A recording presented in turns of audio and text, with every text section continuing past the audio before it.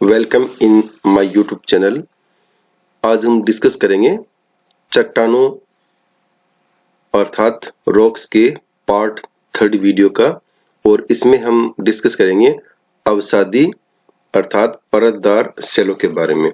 इससे पहले के जो वीडियो हैं उसमें आग्नेय चट्टानें और चट्टानों के जो सामान्य प्रकार हैं उसके बारे में भी 2 वीडियो अपलोड किए गए हैं, उनको भी आप अवश्य देखें। तो सबसे पहले हम देखते हैं कि जो अवसादी और परतदार सेल जो है ये क्या है। अवसादी चट्टान का निर्माण अवसादों यानी कि जो सेडिमेंट है, सेडिमेंट्री के समूहन के फलस्वरूप जो है होता है, यानी कि अवसादों के जमाव से अवसादी सेलों का निर्माण जो है वो होता है। यह शब्द सेडिमेंट्री लैटिन भाषा के सेडिमेंटम शब्द से लिया गया है, जिसका अर्थ होता है नीचे बैठना या सेटिंग डाउन, की जो अवसाद धीरे धीरे नीचे की ओर बैठ जाते हैं और वो जमना जो है वो प्रारंभ हो जाते हैं। अवसादी सेल को परतदार भी कहते हैं क्योंकि इसमें अवसादों की विभिन्न परतें पाई जाती हैं, यानी कि इसमें विभिन्न प्रकार की जो लेयर हैं, परतें हैं, वो देखने को मिलती है। इसलिए इस चट्टान को परतदार चट्टानें भी कहा जाता है। वर्सेस्टर के अनुसार अवसादी सेल, जैसा कि शब्द अवसाद का अर्थ होता है प्राचीन चट्टानों के टुकड़ों तथा खनिजों के जो कि किसी न किसी रूप से संगठित हो जाते हैं तथा परत में हो जाते हैं, जमाव से बनती है। यानी कि वर्सेस्टर ने इसकी परिभाषा दी है कि जो प्राचीन चट्टान हैं उनके जो टुकड़े हैं, खनिज है, उनके जो अवशेष जो हैं उनके संगठित होने से और जो परत दर परत के रूप में जमती है उसी को अवसादी चट्टानें जो है वो कहा जाता है। यहाँ इस स्लाइड में अवसादी चट्टानें किस प्रकार से दिखलाई देती है उसका एक व्यू है। जरूरी नहीं कि हमेशा इसी तरह से दिखाई दे। अलग अलग प्रकार की जो अवसादी चट्टानें हैं या परतदार चट्टानें हैं उनका जो जमाव है वो अलग अलग प्रकार से हो सकता है। अब हम देखते हैं अवसादी चट्टानों की विशेषताएं क्या है। सबसे पहली विशेषता है कि अवसादी चट्टानों का निर्माण जो है ये चट्टान चूर्ण तथा जीवावशेषों एवं वनस्पतियों के अवशेष से होते हैं। इनकी जो चट्टानों का जो अपरदन के बाद में जो चूर्ण है, जिसमें कंकड़, पत्थर, बजरी आदि जो होते हैं और जो फोसिल्स होते हैं, जीव जंतुओं के जो अवशेष होते हैं, उनके एकत्रीकरण से या उनके समूहन से और जमने के बाद में इनका जो निर्माण है होता है। और इसी कारण से जो अवसादी सेल, उसमें जो जीवावशेष है वो फोसिल्स पाए जाते हैं, क्योंकि वनस्पतियों और जीव जंतुओं के अवशेषों से भी अवसादी चट्टानें जो है वो बनती है। अवसादी चट्टान भूपृष्ठ के सर्वाधिक क्षेत्र में पाई जाती है, यानी कि जो भूपृष्ठ है उसके ज्यादा क्षेत्र में अवसादी चट्टानें का जो विस्तार है वो देखने को मिलता है। ऐसा अनुमान है कि भूपृष्ठ का लगभग 75% भाग अवसादी सेलों से घिरा हुआ, यानी कि जो भूपृष्ठ का जो ऊपरी भाग है इसका जो 75% है उसमें अवसादी सेलें ही पाई जाती हैं तथा शेष 25% भाग पर आग्नेय तथा रूपांतरित चट्टानें पाई जाती हैं, यानी कि जो बाकी का 25% भाग है उसमें आग्नेय और रूपांतरित चट्टानें देखने को मिलती है। यद्यपि अवसादी सेल धरातल का अधिकांश भाग जो है वो घेरे हुए हैं तथा भूपृष्ठ यानी कि क्रस्ट की बनावट में इसका योग केवल 5% ही है तथा 95% भाग आग्नेय तथा रूपांतरित चट्टानों द्वारा बना। यानी कि यहाँ पर ये विशेष बात जो है ध्यान रखने की है कि जो भूपृष्ठ का जो ऊपरी भाग यानी जिसको हम क्रस्ट कहते हैं, इसका जो केवल 5% भाग जो है यही अवसादी सेल जो है वो कवर करती है। बाकी का जो 90% जो भाग है वो रूपांतरित और आग्नेय चट्टानों का बना है। अवसादी सेल का जो महत्व है केवल क्षेत्रीय विस्तार के लिए, यानी कि जो क्षैतिज विस्तार है उसके लिए है, न कि गहराई में, यानी कि अधिक गहराई में अवसादी चट्टानें जो है वो नहीं पाई जाती हैं। अवसादी सेलों में परतें पाई जाती है परंतु यह सेल रवेदार नहीं होती, यानी कि इनकी एक विशेषता यह भी है कि इनमें लेयर जो है परतें देखने को मिलती है, क्योंकि अवसादों का जमाव जो है साल दर साल हमेशा चलता रहता है और वो परत दर परत जो है वो जमते रहते हैं अवसाद, तो उनमें परतें देखने को मिलती है। और साथ में इनमें जो रवे हैं क्रिस्टल जो है वो इसमें नहीं होते हैं। आग्नेय सेल की तरह अवसादी सेल बड़े बड़े स्थल रूपों जैसे बैथोलिथ, लेकोलिथ आदि के रूप में नहीं पाई जाती है। जैसे अपन ने आग्नेय सेल में देखा था कि उसके बड़े बड़े जो स्थल रूप थे बैकोलिथ, लेकोलिथ, फेकोलिथ आदि के रूप में ये देखने को नहीं मिलती हैं। अगली विशेषता है कि ये संगठित भी हो सकती है, असंगठित भी हो सकती है और लूज भी हो सकती है। यानी कि ये बहुत एक संगठित चट्टान के रूप में, ठोस चट्टान के रूप में भी हो सकती है, असंगठित यानी कि एकदम से बिखरी हुई अवस्था में हो सकती है, और साथ ही चट्टान का जो संगठन और संयोजक तत्व तथा खनिजों के ऊपर आधारित होते हैं। यानी कि जो किस प्रकार के जो अवसाद है वो कहां पर उनका जमाव हो रहा है और उसमें कौन से ऐसे तत्व मिल रहे हैं जिसकी वजह से इन चट्टानों का जो संगठन यानी कि ठोस हो रही है। तो अलग अलग क्षेत्रों में वहां पर उपलब्ध जो प्राकृतिक दशाएं हैं या जो खनिज है या दूसरे जो कारक है उनके ऊपर इनका जो संगठन है वो आधारित होता है। अवसादी सेल क्षैतिज रूप में बहुत कम पाई जाती है। पार्श्ववर्ती दबाव के कारण परतों में मोड़ पड़ जाता है तथा ये चट्टानें सामूहिक रूप से अपनति तथा अभिनति के रूप में भी पाई जाती है। इनकी जो किनारे वाले भाग है उसमें दबाव पड़ने के कारण से ये इनमें मोड़ या वलन पड़ जाते हैं, जिसको हम लोग अपनति या अभिनति के नाम से जानते हैं। उस रूप में ये ज्यादा देखने को मिलती हैं। अवसादी चट्टानों की विशेषता उनमें संधियों तथा जोड़ों का पाया जाना, यानी कि इनकी एक विशेषता ये भी है कि इनमें जोड़ जॉइंट्स जो है वो बहुत ज्यादा पाए जाते हैं। ये जोड़ खासकर संयोजक तल बेडिंग प्लेन्स के लंबवत रूप में होते हैं। यानी कि जो जोड़ है एक परत जम गई उसके बाद दूसरी परत जम गई, तो उसके बीच का जो पार्ट है जिसको संयोजक तल के नाम से या बेडिंग प्लेन के नाम जानते हैं उसमें ये लंबवत रूप में देखने को मिलती है। अवसादी सेल में दो परतों के संयोजक भाग को संयोजक तल अथवा संस्तन तल बेडिंग प्लेन्स कहते हैं कि जहां दो परतें जुड़ती हैं उस क्षेत्र को, उस भाग को जो है संयोजक तल या संस्करण तल या बेडिंग प्लेन के नाम से जाना जाता है। दो परतों के संस्करण के सहारे परतों के पारस्परिक अनुरूप संबंध को समविन्यास जो है वो कहा जाता है। अगली इसकी विशेषता है कि ये आग्नेय सेलों की तरह से बहुत ज्यादा ठोस नहीं होती, ये मुलायम होती है, सॉफ्ट होती है। कुल मिलाकर अवसादी चट्टान कोमल होती है तथा अपर्दन का जो प्रभाव है, इरोजन का जो प्रभाव है वो इन चट्टानों पर बहुत तेजी से होता है। ये अवसादी चट्टान है जो अवसादी चट्टानों का एक प्रकार है। जरूर नहीं कि सभी अवसादी चट्टान इस प्रकार से दिखें। अलग अलग क्षेत्रों में अवसादी चट्टानों का जो जमाव है, निर्माण है वो अलग अलग प्रकार से होता है। तो इनमें भी आप देख सकते हैं कि किस प्रकार से जो लेयर्स हैं वो अलग अलग, जैसे जैसे हम ऊपर बढ़ेंगे अलग अलग प्रकार से लेयर जो है जिसमें कलर भी अलग है और कहीं डार्क है कहीं लाइट है, ये अवसादी चट्टानों का एक जमाव का एग्जाम्पल है। यहां पर इसमें देखते हैं इस स्लाइड में कि अवसादी सेलों का जो वर्गीकरण है, उनका जो क्लासिफिकेशन है वो किस प्रकार से किया जाता है और इसी क्लासिफिकेशन को हम आगे वन बाय वन जो है वो डिस्कस करते हैं। तो सबसे पहले हम देखते हैं निर्माण में भाग लेने वाले अवसादों के अनुसार वर्गीकरण की। अवसादी सेलों का जब निर्माण होता है तो उसमें कौन कौन से अवसाद होते हैं, कौन कौन से सेडिमेंट होते हैं, उनके अनुसार से इसका क्लासिफिकेशन देखते हैं। इसको भी कई भागों में विभाजित किया गया है।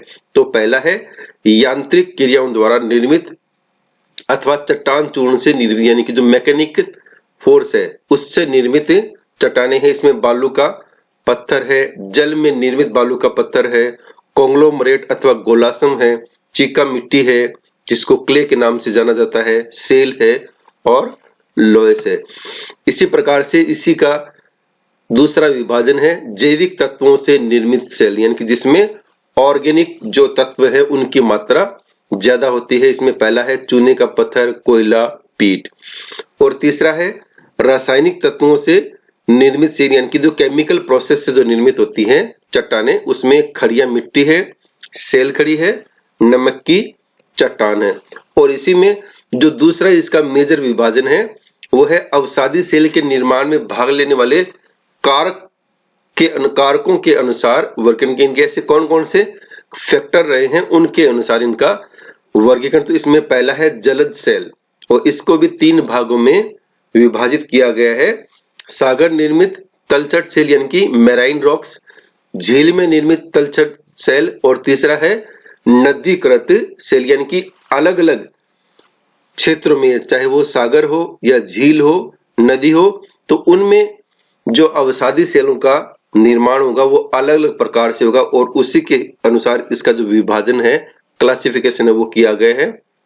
और इसी में दूसरा है वायु द्वारा निर्मित सेल और तीसरा है हिमानी यानी कि ग्लेशियर के द्वारा निर्मित चट्टानें।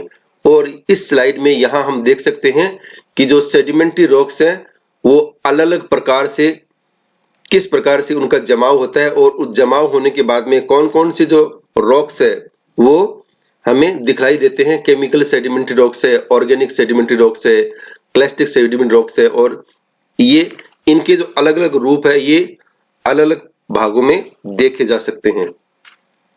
इसी प्रकार से ये रासायनिक तत्वों से निर्मित सेल है, वो भी अलग अलग इसके जो फॉर्म है, जैसे लाइमस्टोन है, डोलोमाइट है, जिप्सम है, रॉक साल्ट है, ये सब केमिकल प्रोसेस से बनने वाली अवसादी चट्टानों के एग्जाम्पल है, और भी बहुत सारे इसमें हो सकते हैं।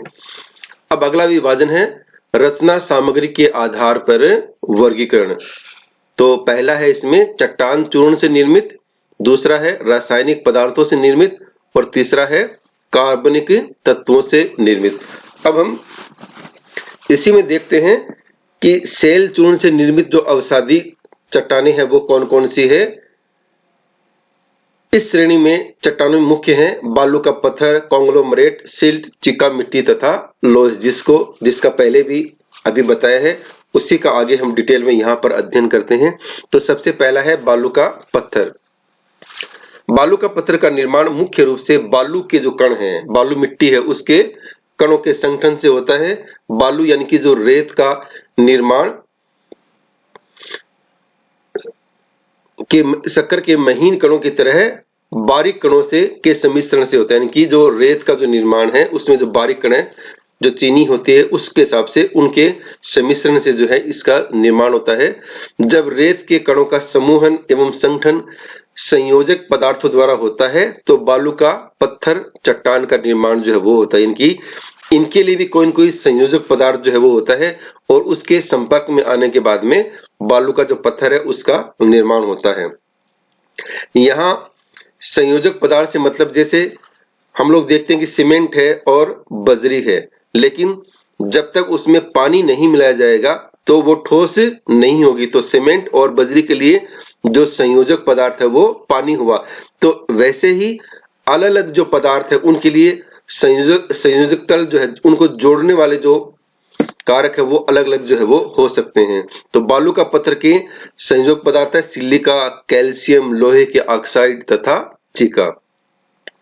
बालू का पत्थर सेल प्रवेशीय होती है, यानी कि इनमें पोर्स होते हैं तो जल आसानी से जो है इनके अंदर चला जाता है। यही कारण है कि अधिकांश जो पातालीय कुएं होते हैं वो बालू का पत्थर वाली सेलों में ही पाए जाते हैं।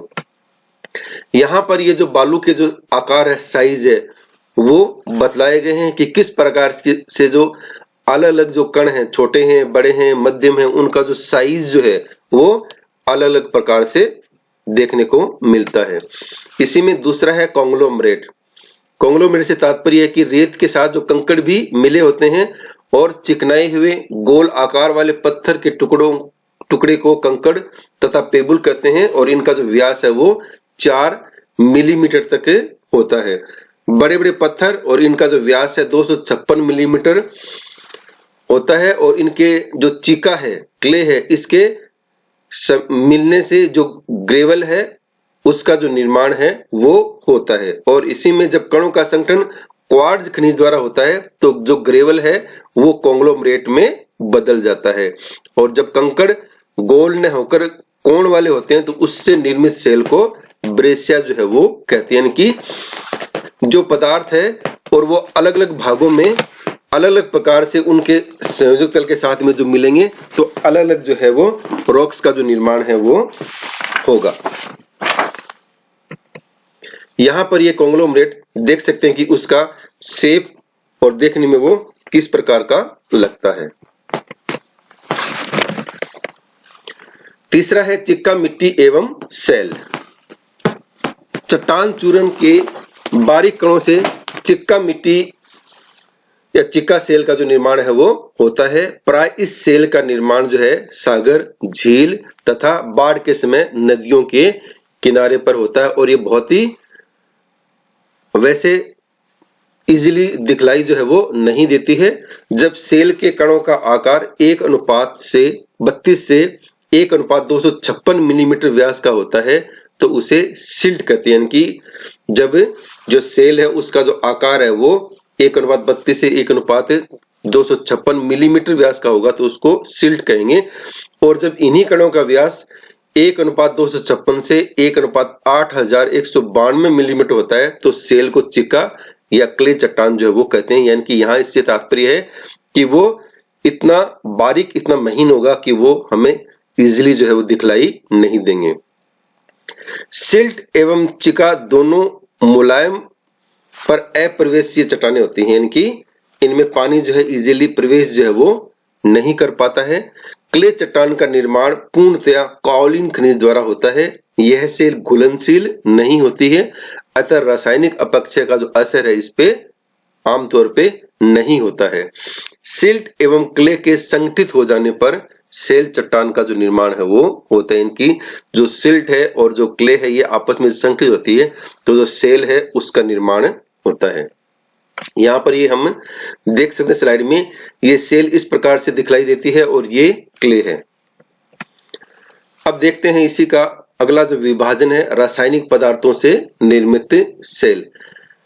बहते हुए जल के साथ जब घोलक रासायनिक पदार्थ मिल जाते हैं, यानी कि जो पानी बह रहा है नदी के द्वारा या जो दूसरे साधनों के द्वारा, और जैसे ही उसमें रासायनिक पदार्थ मिलते हैं तो इस कारण जब जल का संपर्क अन्य चट्टानों से, खासकर धरातल के जो नीचे होता है, चट्टानों के जो घुलनशील पदार्थ है घुलकर जल के साथ जो है वो मिल जाता है। यानी कि जैसे ही जल आगे की ओर मूवमेंट करेगा तो उसमें बहुत सारे घुलनशील जो पदार्थ है वो पानी में मिल जाते हैं।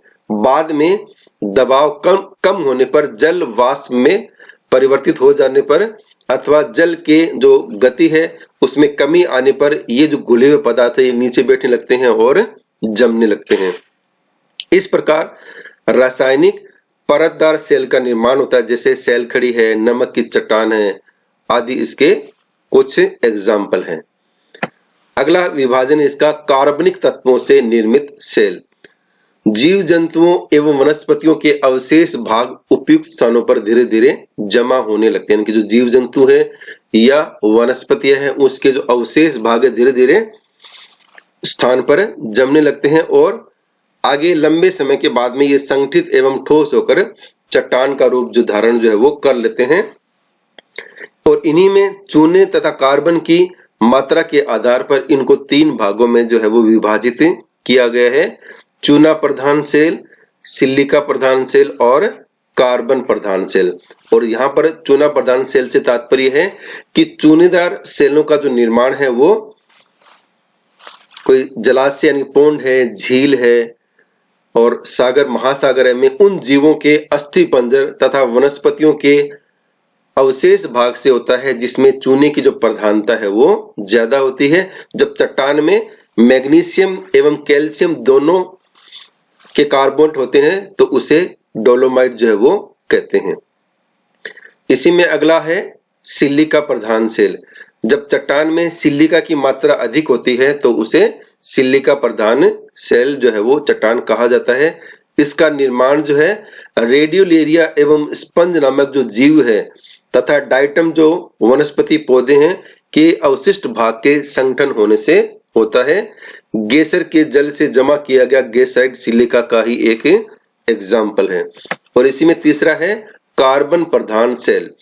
कार्बनिक तत्वों से निर्मित सेलों की रचना प्रत्यक्ष रूप से वनस्पतियों के अवशेष में जमा होने तथा संगठित होने से होती है। इनकी जो वनस्पतियां हैं उनके संगठित होने से कार्बनिक जो सेल हैं, चट्टानें हैं, उनका निर्माण होता है। जब वनस्पति का भाग पृथ्वी की हलचल अथवा भूगर्भिक हलचल होने के कारण नीचे चला जाता है तथा ऊपर से अवसाद का जमाव होता रहता है तो ऊपर का जो भार है वो धीरे धीरे बढ़ने लगता है।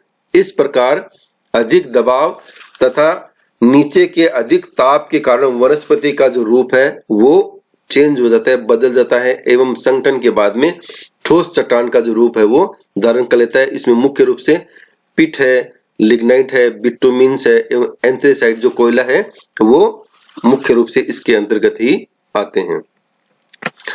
अब अगला विभाजन हम देखते हैं कि निर्माण में जो भाग लेने वाले कारक एवं जमाव के स्थान के आधार पर वर्गीकरण किस प्रकार से इसका किया जा सकता है, और इस आधार पर जो अवसादी सेलें हैं या जो परतदार सेलें हैं उनको 3 भागों में विभाजित किया जा सकता है। पहला है जलीय अथवा जल निर्मित सेल, दूसरा है वायु निर्मित सेल और तीसरा है हिमानीकृत सेल। पहला है जल अथवा जलीय निर्मित सेल। जब नदियों द्वारा तलछट यानी कि जो सेडिमेंट्स है एक जगह से बहकर उनके किनारे झीलों में अथवा सागरीय भागों में जमा कर दिए जाते हैं तो जो जलज सेल है या जलीय सेल है उसका निर्माण जो है वो होता है। इसे जलद चट्टान इसलिए कहते हैं क्योंकि इसका जो जमाव है वो मुख्य रूप से जलीय भागों में ही होता है। एक्वियस शब्द लैटिन भाषा की एक्वा शब्द से लिया गया है जिसका तात्पर्य होता है जल, और इसीलिए इसको एक्वियस सेडिमेंट्री रॉक के नाम से भी जानते हैं। जलज सेल को कभी कभी आर्जिलेशियल सेल भी कहते हैं क्योंकि इसमें चिका यानी कि जो क्ले है उसकी प्रधानता होती है, और आर्जिल लैटिन भाषा का शब्द है जिसका तात्पर्य क्ले या चिका होता है। इसी में देखते हैं जलज सेल के जो प्रकार है कितने प्रकार की होती है। तो जलज सेल को 3 उप विभागों में जो है वो विभाजित किया जाता है। इसमें पहला है जब तलछट का जमाव सागर में होता है तो उसे सागरीय जलज परतदार सेल के नाम से जाना जाता है, और इसी प्रकार से जब तलछट का जमाव जो है झील की तली में होता है तो उसको झीलकृत सेल के नाम से जाना जाता है, और इसी प्रकार से जब तलछट का जमाव नदी की घाटियों अथवा उनके किनारों पर होता है तो इस प्रकार से जो निर्मित सेल है उनको नदीकृत सेल के नाम से जानते हैं। अब इसी में अगला है वायु निर्मित सेल। गर्म एवं शुष्क प्रदेशों में यांत्रिक अपक्षय के कारण चट्टानों के विघटन एवं वियोजन के फलस्वरूप चट्टान चूर्ण बनते रहते हैं। यानी कि जो गर्म शुष्क प्रदेश है, मरुस्थली भाग है, इनमें धीरे धीरे क्या है अधिक तापमान के कारण से जो चट्टाने हैं वो धीरे धीरे टुकड़ों में छोटे छोटे टुकड़ों में उनका विघटन एवं वियोजन जो है वो होता रहता है, और हवा जो है इन्हें एक स्थान से उड़ाकर दूसरे स्थान पर जमा करती जाती है। परिवहन के समय कणों में आपसी टक्कर यानी कि जब हवा अपने साथ मिट्टी को उड़ा के ले जाती है उस समय तो उनमें जो हवा के साथ में जो कण होते हैं ये भी आपसी टक्कर और रगड़ के कारण जो इनका जो आकार है वो धीरे धीरे बारीक महीन जो है वो होता जाता है, जिसे हवा आसानी से उड़ाकर दूर जो स्थान है उस पर ले जाती है, और लगातार जमाव के बाद अवसादों की विभिन्न परतें जमा हो जाती है। कभी कभी वायु निर्मित सेल में परतें नहीं भी होती, यानी कि लगातार ये प्रक्रिया चलती रहती है और जो मिट्टी है एक स्थान से दूसरे स्थान पे उड़ के जाती है, और उसमें जो बालू मिट्टी है या जो मिट्टी के कण है वो आपस में अगर धीरे धीरे भी वो बारीक होते जाते हैं, और इनमें परतें जरूरी नहीं हो कि देखने को मिले। जो लोएस है, लोएस का जो जमाव है वो वायु निर्मित चट्टान का सबसे प्रमुख उदाहरण जो है माना जाता है। लोएस का सबसे अधिक विस्तार उत्तरी चीन में पाया जाता है। चीन के अलावा लोएस का जमाव मध्य यूरोप तथा मध्य संयुक्त राज्य अमेरिका में भी पाया जाता है। और वायु निर्मित सेल को कभी कभी एरिनेसियस या बालू का सेल भी कहते हैं, और ये जो शब्द है ये लैटिन भाषा के एरेना से लिया गया है जिसका तात्पर्य है, जिसका अर्थ होता है बालू। इसी प्रकार अगला विभाजन है हिमानीकृत सेल यानी कि जो ग्लेशियल रॉक्स है। जो हिमनद है उसके परिवहन किए जाने वाले पदार्थों में शिलाखंड, कंकड़, पत्थर, रेत के कण, मिट्टी आदि सम्मिलित होते हैं। इन पदार्थों को सम्मिलित रूप से ग्लेशियल ड्रिफ्ट जो है के नाम से जानते हैं। इस शब्द को आप ध्यान में रखिए क्योंकि इस तरह के जो छोटे छोटे जो शब्द आते हैं, वर्ड्स आते हैं, उनके बारे में नेट या दूसरे एग्जाम के में भी क्वेश्चन जो है वो पूछे जाते हैं, तो इन शब्दों को आप विशेष रूप से ध्यान में रखें। हिमोड शब्द का प्रयोग हिमानी निक्षेप की आकृति के लिए किया जाता है। हिमनद द्वारा बारीक तथा मोटे कणों वाले पदार्थों का निक्षेप यानी कि जो जमाव है मिश्रित रूप में होता है। यही कारण है कि हिमनद द्वारा निक्षेपित पदार्थों में जो लेयर्स स्ट्रेटिफिकेशन है का अभाव है वो होता है। हिमानी द्वारा निक्षेप अवर्गीकृत तलछट को सम्मिलित रूप से टिल के नाम से जाना जाता है। और इसी के साथ में जो अवसादी चट्टानें हैं या जो परतदार चट्टानें हैं उसके बारे में ये वीडियो यहीं पर समाप्त होता है। आपको इस टॉपिक से संबंधित कुछ और डिटेल में स्टडी करनी है तो आप इनमें से बुक्स है उसकी स्टडी कर सकते हैं। आपको ये वीडियो अच्छा लगे तो लाइक कीजिए, शेयर कीजिए और सब्सक्राइब कीजिए। और बुक का जो सॉफ्ट कॉपी आपको चाहिए नोट्स की तो पीडीएफ फॉर्मेट में, तो आप यहाँ एक वेबसाइट है mybooklo.com, वहां से आप इसको डाउनलोड कर सकते हैं। इसी के साथ थैंक यू।